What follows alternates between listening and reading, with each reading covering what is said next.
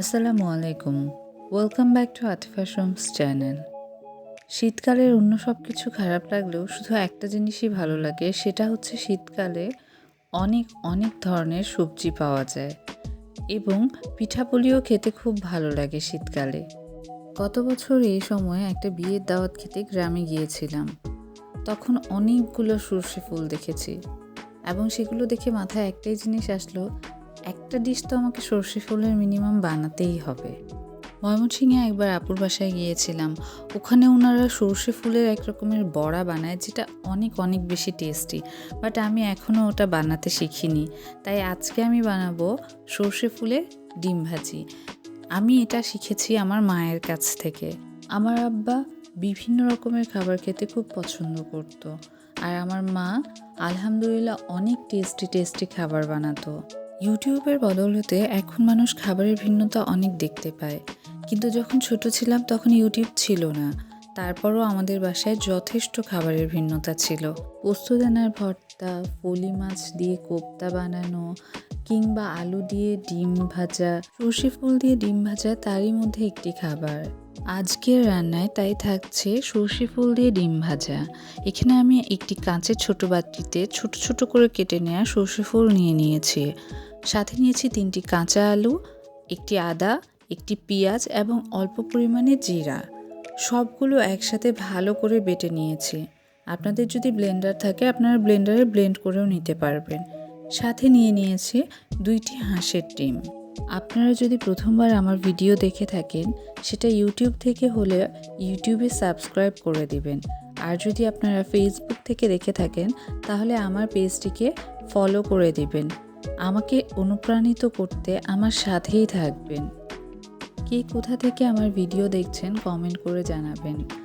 আমি আপনাদের কমেন্টের অপেক্ষায় থাকব। এখানে আমি 2টি হাঁসের ডিম নিয়ে নিয়েছি। এটা আপনারা ফার্মের ডিম দিয়েও করতে পারবেন, কিন্তু হাঁসের ডিম দিলে এটার স্বাদটা অনেক গুণে বেড়ে যায়। হাঁসের ডিমের একটা আলাদাই টেস্ট থাকে, সেজন্য সর্ষে ফুল দিয়ে হাঁসের ডিম ভাজি করলে অনেক টেস্টি লাগে। শীতের সময় বাজারে হাঁসের ডিমটা অনেক বেশি সহজলভ্য। আপনারা সহজেই হাঁসের ডিম পেয়ে যাবেন, কিন্তু ভুলেও আপনারা ফার্মের হাঁসের ডিম নেবেন না। এখানে আমি 2টি কাঁচামরিচ গোল গোল করে কেটে নিয়েছি। আপনারা যদি ঝাল বেশি পছন্দ করেন তাহলে আপনারা আরেকটু কাঁচামরিচ দিতে পারবেন। এখানে নিয়ে নিয়েছি 1 চামচ লবণ এবং 1/2 চামচ হলুদ। বাকি উপকরণের সাথে সর্ষে ফুলের বেটে রাখা মিশ্রণটি দিয়ে দিব 1 টেবিল চামচ পরিমাণ। এখন ভালো করে এটাকে গুলে নিব। মিশ্রণটিকে নেড়ে চেড়ে একদম একটা প্রপার টেক্সচার আনতে হবে, ঠিক এমনটা, যাতে কোনো কিছুর পরিমাণ আলাদা আলাদা না দেখা যায়, সব কিছু যাতে একটা প্রপার টেক্সচারে আসে। এরপর আর কি, ব্যাস, ফ্রাইং প্যানে তেল দিবেন আর ডিম ভেজে নেবেন। এখানে আমি একটু ভুল করেছি, তেলটা গরম না হতেই ডিমটা দিয়ে দিয়েছি। আপনারা কিন্তু আমার মতো ভুল করবেন না, তেলটা একটু গরম হওয়ার পরেই ডিমটা দিয়ে দিবেন, তাহলে ডিমটা অনেক বেশি ফুলে উঠবে। চেষ্টা করবেন ডিমটা যাতে সুন্দরভাবে উল্টাতে পারেন, তাহলে ডিমটা দেখতে অনেক ভালো লাগবে। দেখেছেন আমি কত প্রম্পট, কি সুন্দর করে ডিমটা উল্টালাম। হয়ে গেল ডিম ভাজি। চোখে সর্ষে ফুল দেখা ভালো না, তবে সর্ষে ফুলের প্রতিটা ডিশই কিন্তু অনেক অনেক অসাধারণ। এটার বড়া বলেন কিংবা ডিম ভাজি, আপনারা কল্পনাও করতে পারবেন না যে এই ডিম ভাজিটা ঠিক কতটা টেস্টি। বিশ্বাস না হলে একবার বানিয়েই দেখুন। আমার রেসিপি ফলো করে আপনারা বানিয়ে দেখতে পারেন। তারপরে নিজের মতো করে যেভাবে আপনাদের পছন্দ আপনারা সেই ইনগ্রিডিয়েন্টস দিয়ে এই ডিম ভাজিটি বানাতে পারবেন। গরম গরম ভাত, সবজি, বেগুন ভাজি আর সাথে যদি এই ডিম ভাজিটা থাকে তাহলে তো কথাই নেই।